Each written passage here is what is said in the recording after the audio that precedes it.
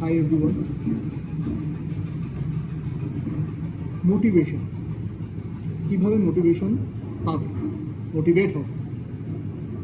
প্রচুর ভিডিও আছে ইউটিউবে, অনেকে অনেক রকমভাবে মোটিভেটের কথা বলে, রাশি ফল এই ফল, কেউ করতে পারবে না।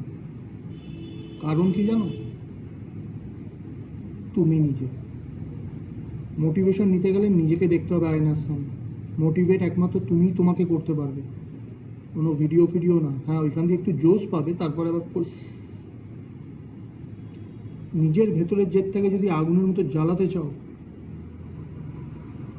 তাহলে মোটিভেট তোমাকে নিজেকেই করতে হবে। যে কাজই ভালো লাগে তার মধ্যে মন প্রাণ দিয়ে ঢুকে যাও।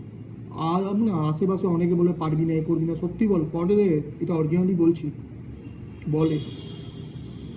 আর যখনই কেউ কিছু বলবে তার মানে ইউ আর এ সাকসেস। কেন জানো তো? সে নিজেকে ছাড়া তোমাকে নিয়ে বেশি ভাবছে। আমি তো এইটাই মানি। থ্যাংক ইউ বলো দাদা। আর নিজের মোটিভেশন নিজে তৈরি হয়। আর কিছু কিছু গান আছে, আমার গানের চয়েস আলাদা, তোমার গানের চয়েস আলাদা, সেই গানগুলো শোনো। রাত্রিবেলা কানের মধ্যে হেডফোন দিয়ে ঘুমিও না, কিছুটা সময় লাইট বন্ধ করে একদম চুপচাপ করে চোখ বন্ধ করে সেই সব গানগুলোকে শোনো। প্রচুর গান আছে যেগুলো মোটিভেট করা যায় নিজেকে, আবার রিলেটও করবে নিজের সাথে। এটা হয়, সবার সাথেই হয়, আমার সাথেও হয়।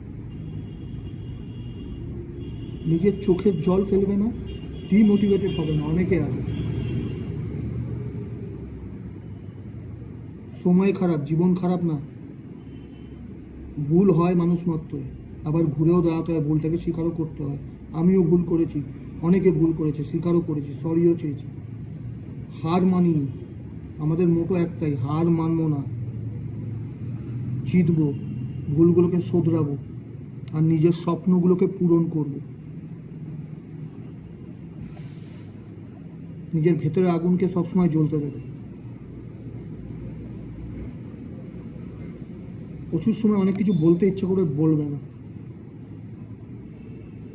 ঢোক গিলে নেবে, ব্যথার ঢোক গিলে নেবে। কারোর সামনে চোখের জল ফেলবে না। খুব কাঁদতে হলে ঠাকুরের সামনে কাঁদো, নিজের ভগবানদের সামনে কাঁদো,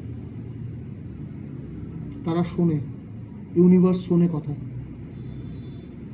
অনেকবার দেখবে নিজেরা ভাবি, আবার সেটা হয়েও যায় সেইভাবে, তার মানে তুমি কানেক্ট করতে পেরেছো ইউনিভার্সের সাথে। তো সেই জিনিসটা করতে হবে।